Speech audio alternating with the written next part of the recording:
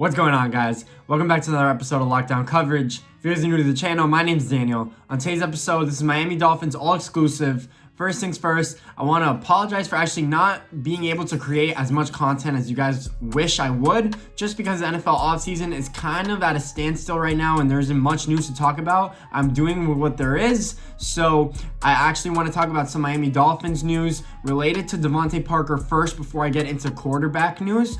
But if you guys haven't seen, Devante Parker and wide receiver Michael Thomas from the New Orleans Saints got into a little word fight on Instagram. They kind of sent shots back at each other. Michael Thomas said that Devante Parker shouldn't be able to sit at the table, which means that the top wide receiver table, for instance. And Devante Parker, all he did was give Stephon Gilmore, current defensive player of the year, his praise he deserves for saying that it's harder to catch a ball against Stephon Gilmore instead of defend a pass against Michael Thomas. That's all he said. He picked that answer instead of the Michael Thomas answer. Michael Thomas went off like a diva. It's crazy to me because I didn't know people didn't like Michael Thomas. It came to me at first hand that people thought that he was a crybaby. I did not know that. So that is just some little sidetrack news that I thought was kind of interesting. If you're a Dolphin fan and you haven't seen it, I'm actually going to post the actual Instagram picture of them fighting right here. So without any further ado, let's get into quarterback news. So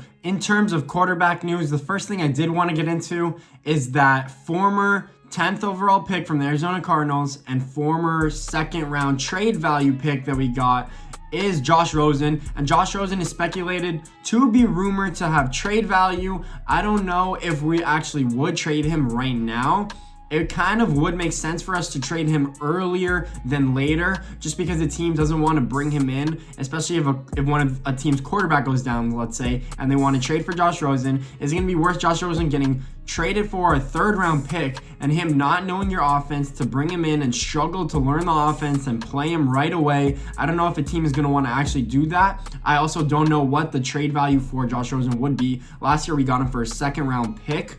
I don't know if we could trade him for a third or a fourth. Based on how he plays, maybe in the preseason, we could predetermine that. But right now, he isn't worth much because of what he showed last year behind the terrible offensive line that the Dolphins actually gave him. So maybe now, this year, he can actually show a little promise. He does show promise in some of the games that he played with his throws and accuracy. His timing is a little off. He's a little late. He doesn't sense pressure as well as you wish he would, but he's still a former 10th overall pick. He was selected there for a reason. I don't know what we could do with him. I personally thought that if the Dolphins were going to sit Tua the whole year, that it was worth keeping Josh Rosen as your backup because Ryan Fitzpatrick would be your starter. And also, let's say if Ryan Fitzpatrick doesn't play as well as you want him to do so and you need a backup, Josh Rosen would be your backup. You don't want to go throw Tua in there if he's not ready to play yet. So that's kind of what I was thinking. I don't know if they're just prepared to play Tua from the bat if Ryan gets injured or if he doesn't play good going into the week 4 game, let's say. So that's just one scenario that I'm kind of interested in, that I want to see what happens there. And then another thing is that Ryan Fitzpatrick, Dolphins starting quarterback, actually spoke with some media members, and he said that he is going to treat Tua Tagovailoa like he is his biggest cheerleader. He literally said cheerleader.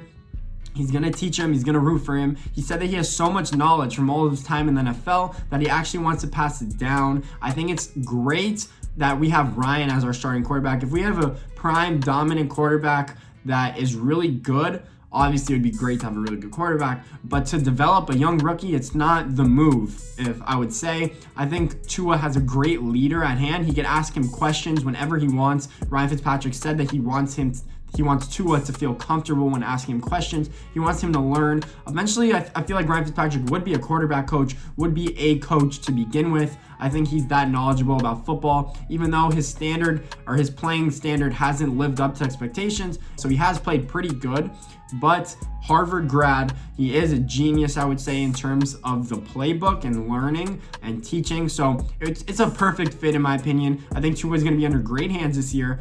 Ryan said he does want to start the season. Obviously, he wants to play the whole season if he could. So in that terms, I feel like he has a little fire under him, saying that he wants to finish his career off strong, potentially make it to the playoffs. I think the Dolphins have a slim chance because they have a tough schedule. If they had an easy schedule, I would say they are playoff bound. And again, I'm thinking I'm thinking positively for a Dolphins fan. I want the Dolphins to make the playoffs. I think our roster is drastically improved. So that's just some roster news I wanted you guys to hear about. If you guys haven't, if you guys liked the video, please make sure to leave a thumbs up and subscribe. I'd really appreciate it. More Dolphin stuff to come.